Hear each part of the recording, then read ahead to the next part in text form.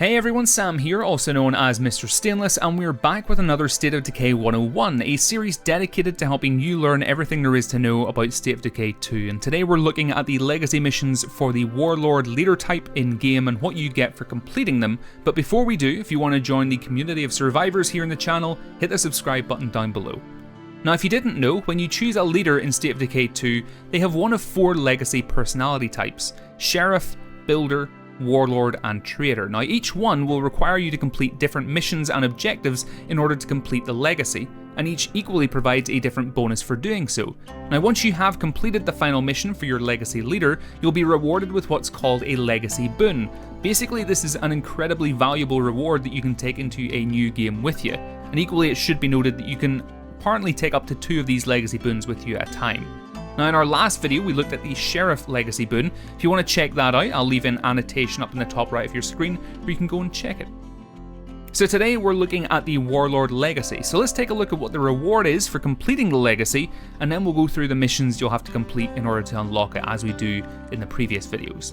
Now for the Warlord, the Legacy boon is Mobilization. You'll receive a pile of guns, ammo and grenades when you settle your first home.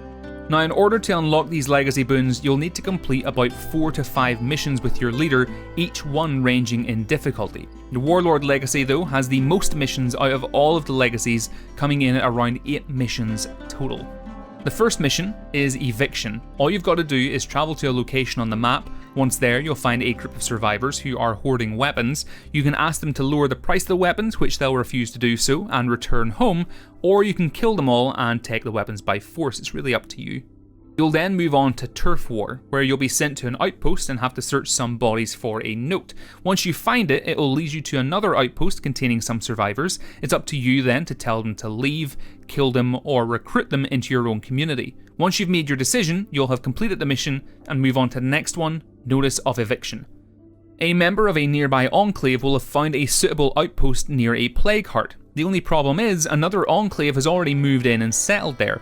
Now what you've got to do is head in and ask the group of survivors to leave so that your friends can have it. Of course, as you'd expect, they don't want to leave, so you can choose to either kill the entire group or just kill the leader, which is the person you'll be sent to talk to.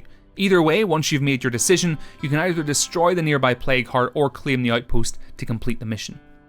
For the next mission, a member of your community will say that you should claim an outpost. They'll put a pin in the map and you'll travel there to claim it, only to find someone else trying to claim it instead. So you've got to clear out the zombies and talk to the person who is trying to take the outpost. You should be able to recruit this person, but either way, once the outpost is claimed and the dialogue resolved, the mission will be complete. Now all of the missions so far can be completed without having to destroy all the plague hearts on the map, but if you want to complete the Warlord Legacy, you won't be able to continue past this point until you clear out all of the blood plague hearts on the map. Once you do, you'll start your new mission where you have to create a fighting gym and upgrade it twice. Now once you do that, you'll need to kill 10 zombies, and if you kill all of them with melee weapons, you'll get a nice influence bonus as well. Then we get into the real meaty missions for the Warlord Legacy, the first being the Informant. A character who comes from an enclave will contact you saying they want to leave because that enclave is planning to attack your community. You'll be given the option to recruit the survivor into your community, but whether you do or not, they'll give you the location of the enclave they came from. Once you get there, the hostile enclave will be under attack from zombies.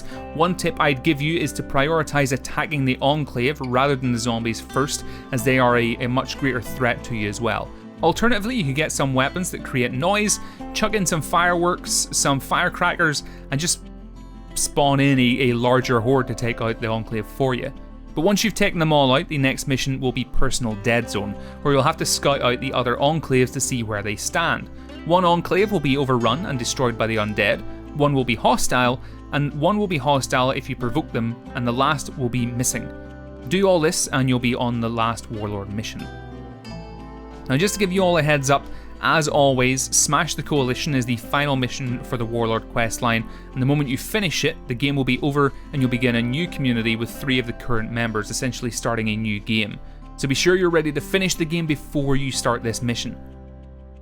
First off, you'll head to an area where you'll find 3 coalition members. You need to try and get information out of them, so what you'll want to do is kill 2 of them and then get information out of the last one. You can of course decide whether or not to kill the final survivor after you interrogate them. But either way, they'll give you the location for the Coalition's home base.